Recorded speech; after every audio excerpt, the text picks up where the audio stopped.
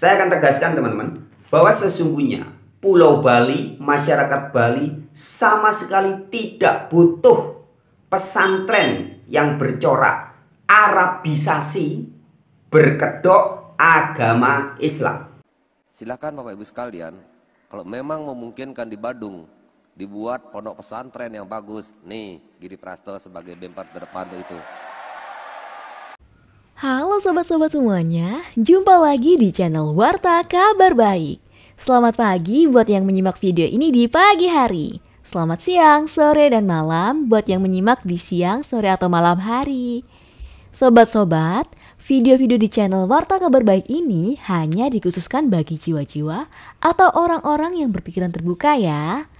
Bagi yang tidak berpikiran terbuka, skip aja deh. Oke, terima kasih semuanya. Jangan lupa subscribe, like, komen, dan share ya.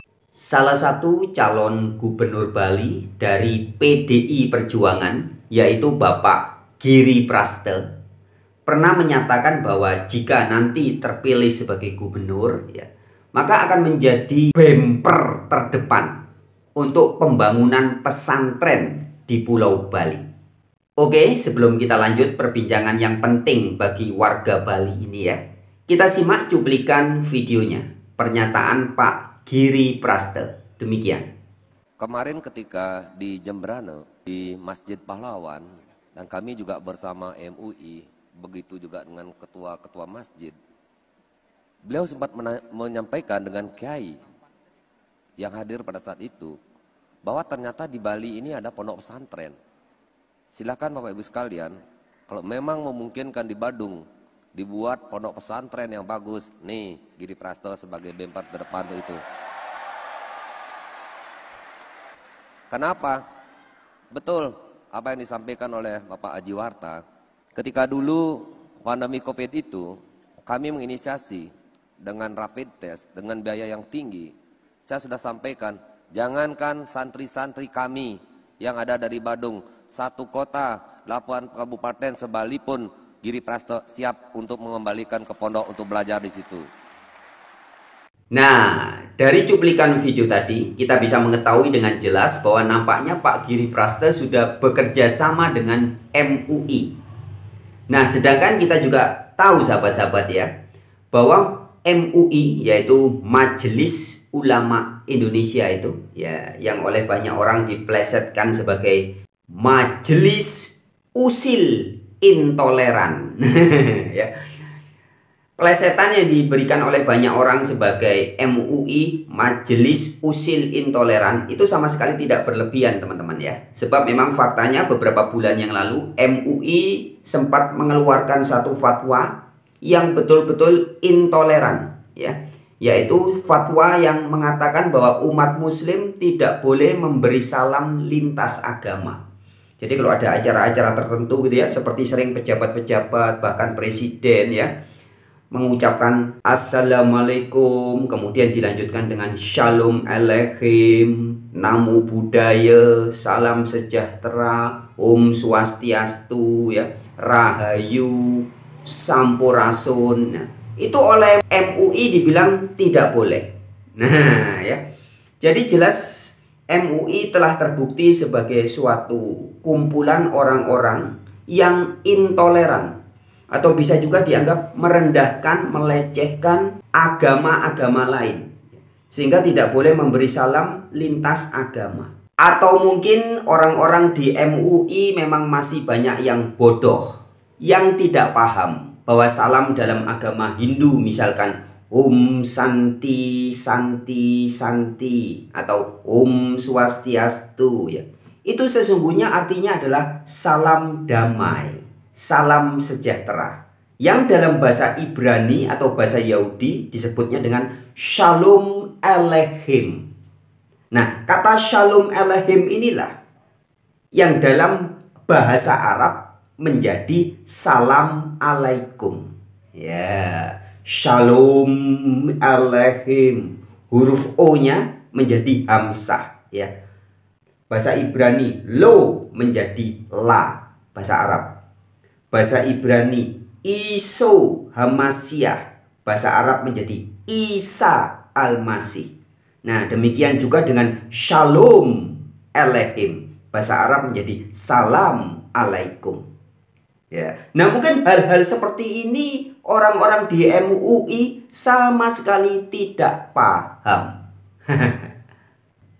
Nah, sedangkan Pak Giri Praste nampaknya bekerja sama dengan lembaga yang intoleran ini. Nah, tetapi yang lebih parah bukan itu, teman-teman ya. Yang lebih parah adalah pernyataan Pak Giri Praste yang tegas mengatakan bahwa akan menjadi bemper terdepan untuk pembuatan pesantren di Pulau Bali. Lah, ini ya. Berjanji mau jadi bemper terdepan. Nah, ini yang harus kita kritisi.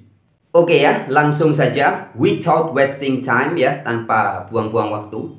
Saya akan tegaskan teman-teman bahwa sesungguhnya Pulau Bali, masyarakat Bali sama sekali tidak butuh pesantren yang bercorak Arabisasi berkedok agama Islam. Sekali lagi ya, masyarakat Bali, Pulau Bali tidak butuh pesantren Arabisasi berkedok Islam. Oh ya, sebagai tambahan informasi ya sahabat-sahabat ya, mungkin bagi yang belum tahu dan belum paham ya, bahwa istilah pesantren itu sebenarnya aslinya dulunya berasal dari Hindu Jawa. Ya, istilah pesantren itu dari kata pesantrian. Ya, santri itu murid. Ya, tempatnya para murid berkumpul disebutnya pesantrian. Kemudian menjadi pesantren. Nah, asalnya dulu pesantrian yaitu dari kata santri, dari bahasa Hindunya cantrik. Nah, cantrik itu murid. Nah, kalau dulu gurunya disebut pendeta ya, pandito-pandito Hindu gitu ya. Muridnya cantrik.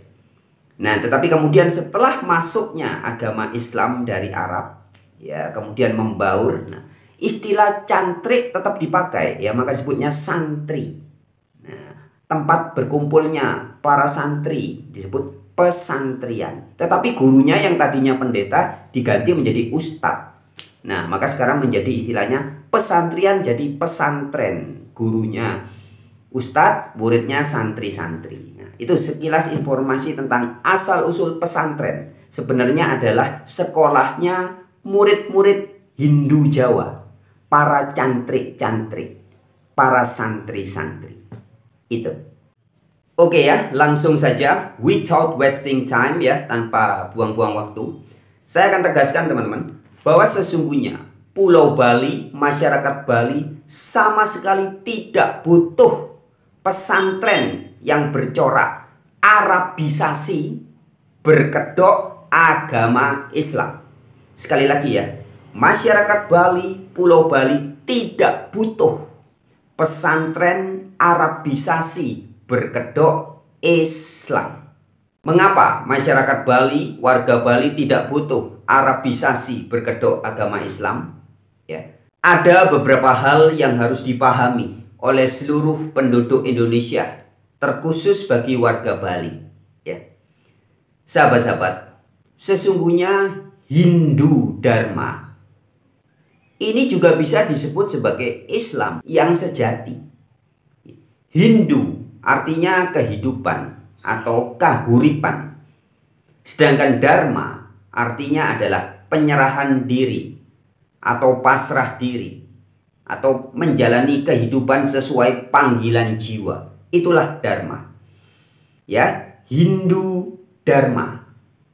Kehidupan berserah diri. Nah, bahasa Inggrisnya adalah surrender. Nah, istilah Hindu Dharma ini jika diarabkan, inilah yang menjadi dinul Islam. Nah, ya, jadi sebenarnya Hindu Dharma itu sama dengan dinul Islam. Din itu sikap hidup, cara hidup, aturan hidup. Islam itu berserah diri. Ya, jadi dinul Islam, cara kehidupan berserah diri. Nah, sama ya, Hindu Dharma, kehidupan berserah diri. Nah, jadi poin pertama ini seluruh semeton-semeton di Bali harus paham Jadi Bali tidak perlu diislamisasi lagi. Karena makna dari kata Hindu Dharma itu sesungguhnya kata Dharma itu sudah sama dengan berserah diri, alias bahasa Arabnya aslima atau Islam. Itu yang pertama. Yang kedua, mengapa kita Nusantara tidak butuh ajaran dari Arab ya, atau agama dari Arab ya. Perhatikan baik-baik edukasi yang disampaikan oleh Profesor Haidar Alwi ya, bahwa orang Arab itu sebenarnya mbahe kafir, mbahe munafik. Demikian cuplikan videonya. Pertama-tama saya ingin membacakan satu ayat Quran supaya masyarakat Indonesia ini tahu posisi sebenarnya dari Islam dilihat dari Quran. At-Taubah ayat 97. Oke, At-Taubah ayat 97. Al-a'rabu as-saddu kufran wa nifaqan wa ajdaru ala ya'lamu hududan ma anzalallahu ala rasulih wallahu alimun hakim. Artinya kira-kira begini, orang-orang Arab di sini pengertiannya Badui, orang-orang Arab itu lebih kuat kekafirannya dan kemunafikannya, serta sangat wajar tidak mengetahui batas-batas ketentuan yang diturunkan oleh Allah kepada Rasulnya. Allah Maha mengetahui lagi Maha bijaksana. Jadi di Al-Quran disebutkan itu. At-Taubah ayat 97. Disebutkan bahwa disebut. Jadi kita lihat kalau kita pelajarin Quran, Allah itu melaknat orang Yahudi tertentu, Nasrani misalnya. Bukan melaknat, maksudnya mengingatkan itu. Tidak sekeras Allah mengingatkan melaknat orang Arab.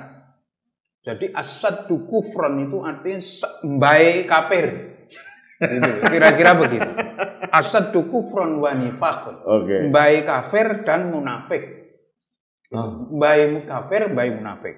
Nah, atas dasar itu memang kalau kita lihat di daerah sono, di Arab sana, sampai detik ini tidak pernah sejahtera. Ruwet aja, tidak karu-karuan. Mas, saya potong. Arab ini Arab Saudi dan sekitarnya dan Hadratul Maut, Yaman atau Arab Saudi? Arab dan sekitarnya. Arab Saudi dan sekitarnya. Negara-negara Arab karena lah ya. Disebut di situ Arab. Oke. Arab itu ya Arab keturunan Arab di situ. Oke. Ya. Jadi tidak merujuk satu negara ya. Waktu itu belum ada. Waktu itu belum ada. Nah, jadi setelah kita tahu bahwa orang Arab adalah mbahe kafir, mbahe munafik, ya. Maka buat apa lagi kita mau belajar agama kepada mbahe kafir, mbahe munafik? Nah, itu ya. Yang kedua.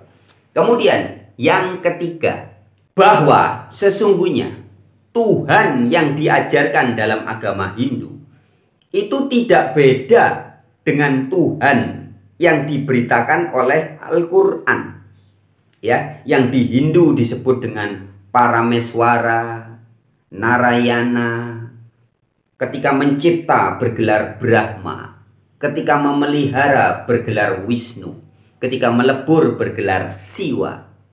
Itulah yang di Al-Quran disebut sebagai Al-Ilah atau Allah dengan 99 nama yang agung atau Asmaul Husna, ya.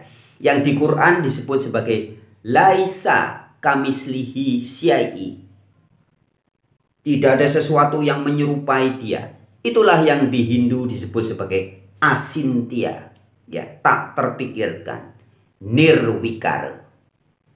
Yang di Al-Quran dikatakan Allah Maha meliputi segala sesuatu. Surat An-Nisa ayat 126, Surat Fusilat ayat 54. Itu pula yang di dalam agama Hindu diperkenalkan sebagai Sang Hyang Widi, yang wiyapi wiyapake, ya, maha meliputi segala sesuatu. Nah, oke sahabat-sahabat, sebagai tambahan informasi kita ingat juga ya edukasi yang pernah disampaikan oleh Buya Arasi Hasim, yang juga menunjukkan titik temu ya, kalimatun sawa, bahwa Tuhan dalam agama Hindu sebenarnya entitas atau esensinya sama dengan Allah Subhanahu wa Ta'ala yang ada di Al-Quran. Demikian cuplikan videonya. Jadi saya ngobrol dengan orang-orang Hindu yang high educate ya, jadi teredukasi secara level tinggi, itu menganggap mereka ini Siwa itu bukan Tuhan yang berbeda dengan Wisnu. Wisnu itu bukan yang berbeda dengan Brahma. Mereka itu sama, manifest dari zat tunggal yang tak dapat dibayangkan itu. Yang disebut Tuhan imanen, Tuhan transenden. Tuhan yang transenden itu tidak dapat dicapai oleh pikiran. Itu yang disebut dalam Islam laisa kamitslihi syai'. Lalu dengan segala hormat kita dengan orang Hindu sebagai sesama bangsa Indonesia, kita kan beda. Mereka punya konsep loh tentang Tuhan yang maha suci dari gambaran, itu ada istilahnya. Tapi karena itu hanya sanggup dipahami oleh orang-orang khawas spesial, mereka kemudian memahami yang disebut manifest Tuhan dalam bentuk Siwa, Wisnu, Brahma. Itu bukan sosok yang terpisah dari yang zat yang mutlak itu. Ya. Yang mereka sebut dengan istilah apa gitu, yang kita pahami Sang Hyang Widika namanya. Jadi Tuhan yang maha mutlak lalu ada sifat-sifatnya. Brahma, Wisnu, Siwa gitu.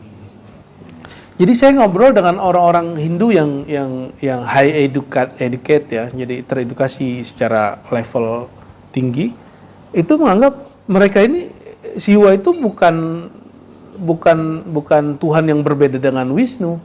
Wisnu itu bukan yang berbeda dengan Brahma. Mereka itu sama, manifest dari zat tunggal yang tak dapat dibayangkan itu. Yang disebut Tuhan imanen, Tuhan transenden. Tuhan yang transenden itu tidak dapat dicapai oleh pikiran. Itu yang disebut dalam Islam laisa kamitslihi syai'. Ya. Ya, jadi kajian kalam sekaligus ada muqaranatul adyan ya, kajian teologi antar lintas agama, nggak apa-apa sekalian. Kemudian sahabat-sahabat, sebagai tambahan yang keempat ya, mengapa di Bali tidak butuh pesantren dengan corak Arab ya, berkedok agama Islam ya, padahal ternyata Arabisasi ya.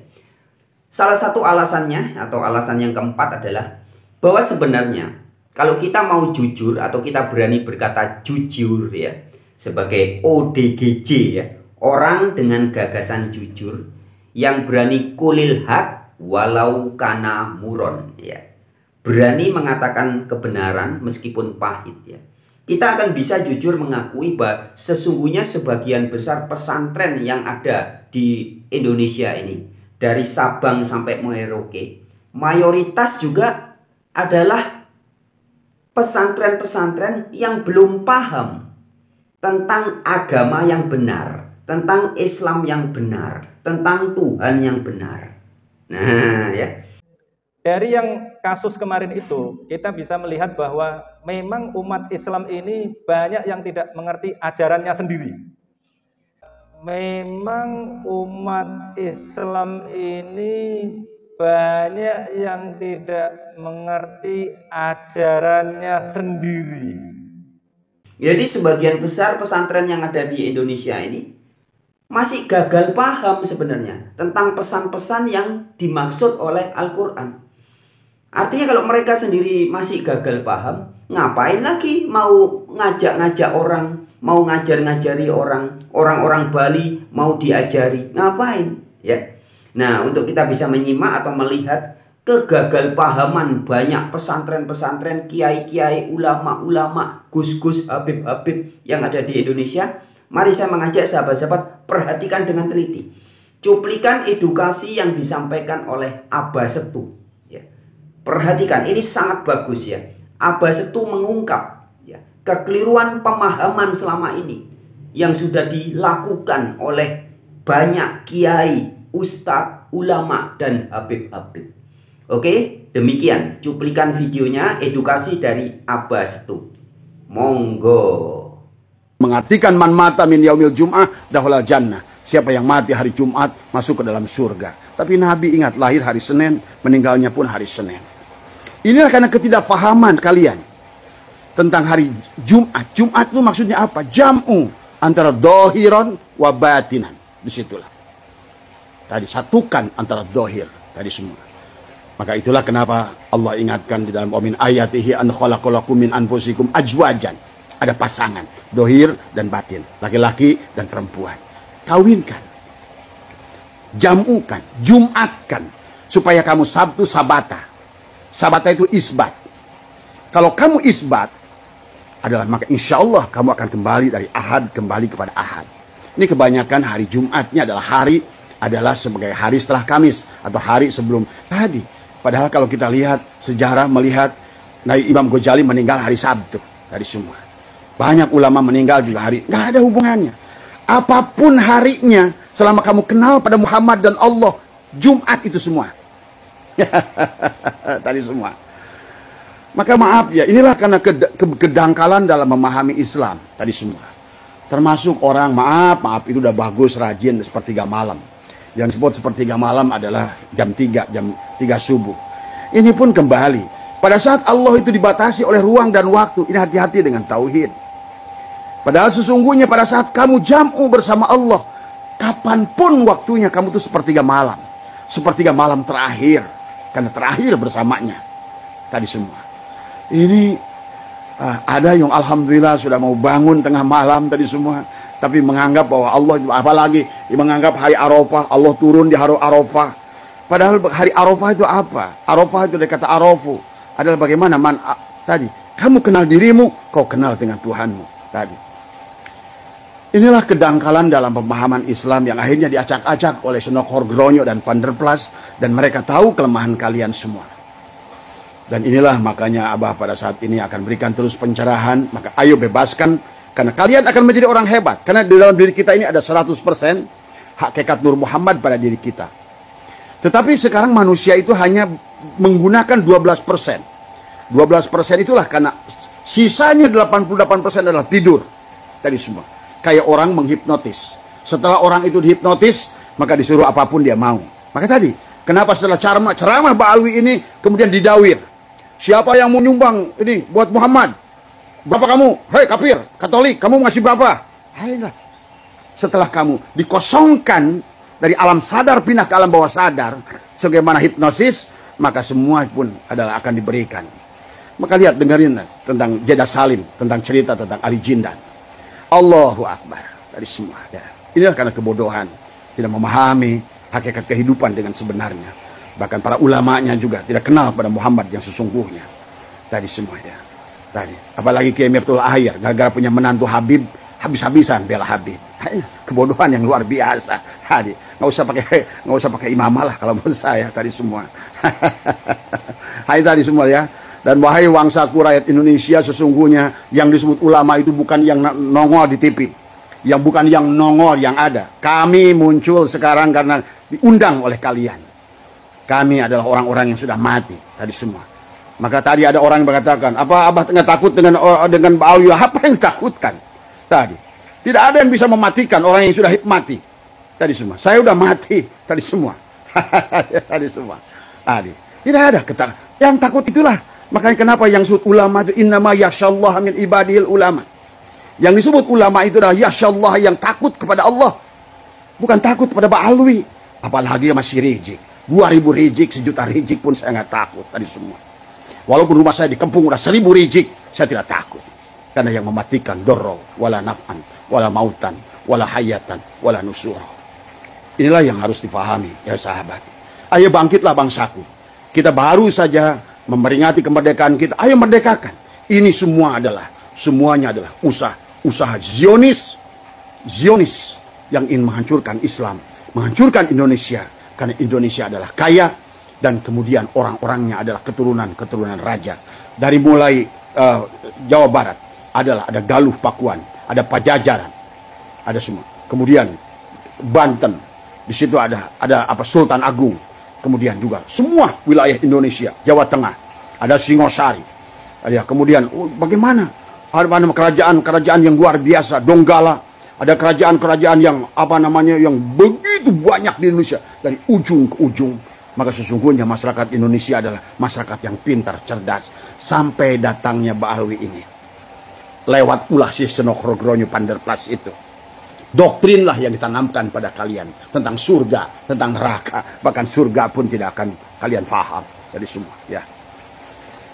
Demi Allah, ya, orang-orang yang seperti kami ini faham surga, paham neraka, bahkan melihat surga, melihat neraka. Nah, inilah yang kalian tidak fahami. Barangkali kalian surganya itu seperti bagaimana surganya orang Hindu, nirwana.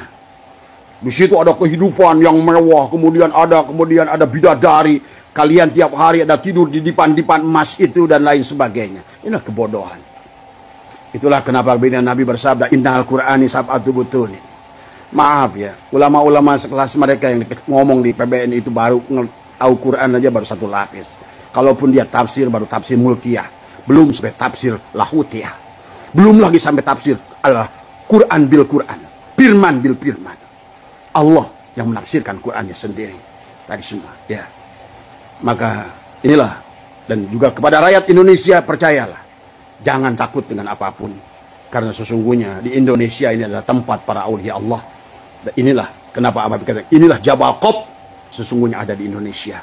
Tetapi yang harus kalian latih dari sekarang adalah mulailah berpikir tadi semua, ya. Dan janganlah asal ikuti orang tadi semua, ya. Inilah yang harus kalian pahami. Mudah-mudahan dari live Abah yang singkat ini pada siang hari ini, Abah tidak akan berhenti bicara sampai keadaannya adalah membaik. Tetapi Abah ingin memberikan satu amaliah kepada kalian semua. Karena akibat perbuatan kita manusia, maka alam-alam ini akan marah. Maka Abah kemarin pernah katakan bahwa sekarang yang akan marah itu adalah api dan air. Adalah kembali. Karena pada dasarnya seluruh isi alam ini hanya 4 unsur. Narun, hawaun, ma'un, turabun.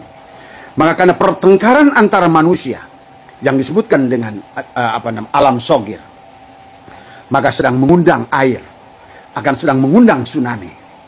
Maka katakan selalu, Abah ajarkan kepada semua, terutama maaf kepada sahabat-sahabat Abah yang ada di Pangandaran, sahabat-sahabat Abah yang ada di di Tuban, di Parangtritis, kemudian juga adalah di Gunung Kidul, di pantai-pantai utara itu, tadi semua adalah mulailah mengadakan istighosah tadi semua.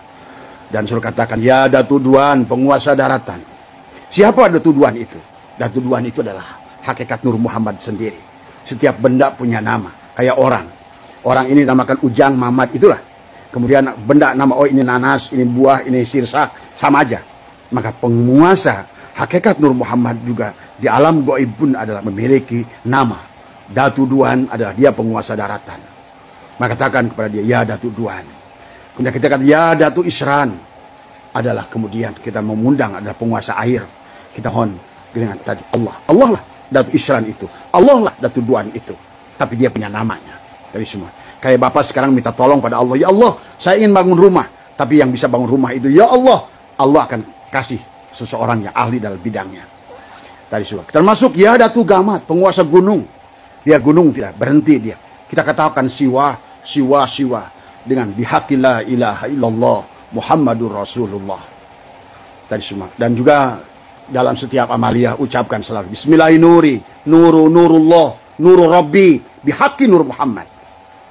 Tadi semua. Dan mulailah buat sahabat-sahabat yang Abah sebutkan tadi pantai, istighosah, kemudian banyaklah bersedekah di sana. Tadi semua. Karena apa yang sudah diisyarahkan ini akan terjadi, tetapi kita bisa merubahnya. Kita bisa merubahnya. Tadi ya. Kita bisa merubahnya. Dan demikian yang Allah minta, kita merubahnya. Tapi kalau kita tidak berubah, berarti kita telah mengundang air untuk marah, telah mengundang gunung untuk marah, telah mengundang tanah untuk marah. Berarti kita harus mendapatkan akibat daripada itu. Wahai sahabatku, bahwa di alam dunia ini banyak orang baik, maka akhirnya orang baik pun akan mendapatkan dampak yang sama dengan orang yang tidak baik. Jadi itulah ya yang ingin Abah ingatkan. Jadi sekali lagi, kami adalah tidak pernah muncul di alam ini, tidak pernah lihat di alam dohir ini.